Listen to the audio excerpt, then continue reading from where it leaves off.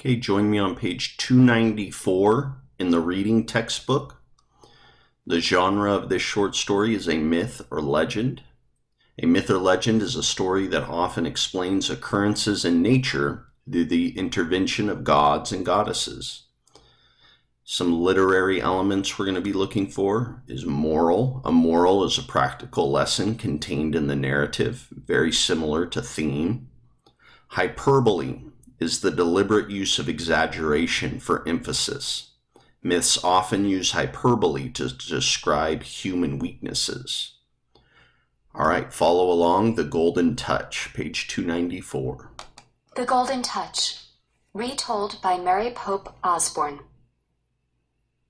Bacchus, the merry god, raised his goblet. "To you, King Midas," he said, "and because you have been so hospitable to me, ask for anything you wish, and I will grant it to you." "What an idea," said Midas. "Anything I wish?" "Indeed, anything," said Bacchus. "Anything? Yes, yes." Continuing on page 295, follow along. "Ah, well," said the king, chuckling, "of course there's only one thing. I wish that everything I touch would turn to gold." Midas looked sideways at Bacchus, for he couldn't believe such a gift could really be his. "My friend, you already have all the gold you could possibly want," said Bacchus, looking disappointed. "Oh no, I don't," said Midas. "One never has enough gold." "Well, if that's what you wish for, I suppose I will have to grant it," said Bacchus. Bacchus soon took his leave. As Midas waved goodbye to him, his hand brushed an oak twig hanging from a tree, and the twig turned to gold. The king screamed with joy, then shouted after Bacchus, "My wish has come true. Thank you, thank you." The god turned and waved, then disappeared down the road. Midas looked around excitedly. He leaned over and picked a stone up from the ground, and the stone turned into a golden nugget.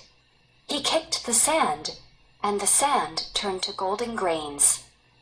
King Midas threw back his head and shouted, "I'm the richest man in the world." Then he rushed about his grounds, touching everything, and everything turned to gold. Ears of corn in his fields, apples plucked from trees, the pillars of his mansion. When the king's servants heard him shouting, they rushed to see what was happening. They found their king dancing wildly on his lawn, turning the grass to glittering blades of gold.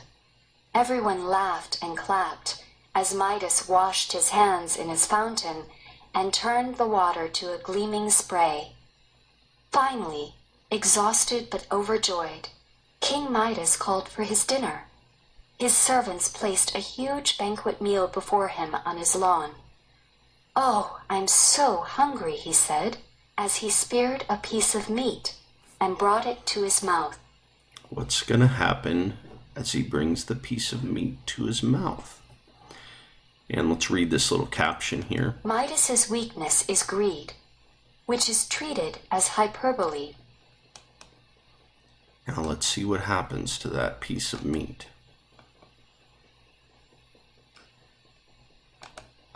But suddenly, King Midas realized his wish may not have been as wonderful as he thought. For the moment he bit down on the meat, it too turned to gold. Midas laughed uneasily, then reached for a piece of bread. But as soon as his hands touched the bread, it also became a hard golden nugget. Weak with dread, Midas reached for his goblet of water. But alas, his lips touched only hard, cold metal. The water had also turned to gold. Covering his head and moaning, King Midas realized his great wish was going to kill him. He would starve to death or die of thirst.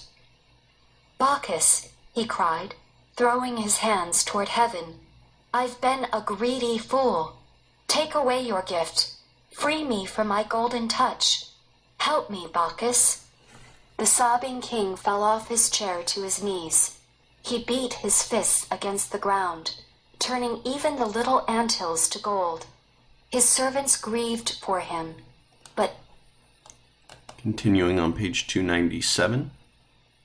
none dared go near him, for they feared he might accidentally turn them to gold too. As everyone wailed with sorrow, Bacchus suddenly appeared on the palace lawn. The merry god stood before the sobbing king for a moment, then said, "Rise, Midas." Stumbling to his feet, King Midas begged Bacchus to forgive him and to take away the curse of the golden touch. "You were greedy and foolish, my friend," said Bacchus, "but I will forgive you. Now go and wash yourself in the Pactolus River that runs by Sardis, and you'll be cleansed of this desire to have more gold than anyone else." King Midas did as Bacchus said. He washed in the Pactolus, leaving behind streams of gold in the river's sands. Then he returned home and happily ate his dinner. And that is why the sands of the Pactolus River were golden. And now this caption. The moral is not to wish for more than you need. Or you may have heard the saying, be careful what you wish for. I think that would also apply to this story. And now our little caption with some modern words with Greek origins. Modern words with Greek origins. Arachnid, term for spider groups, from Arachne, the girl whom Athena turned into a spider. Iridescent, like the colors in a rainbow, from Iris, the rainbow goddess. Mnemonic, a way to remember something, from Mnemosyne, goddess of memory. All right, thanks for watching, and I'll see you on the next one.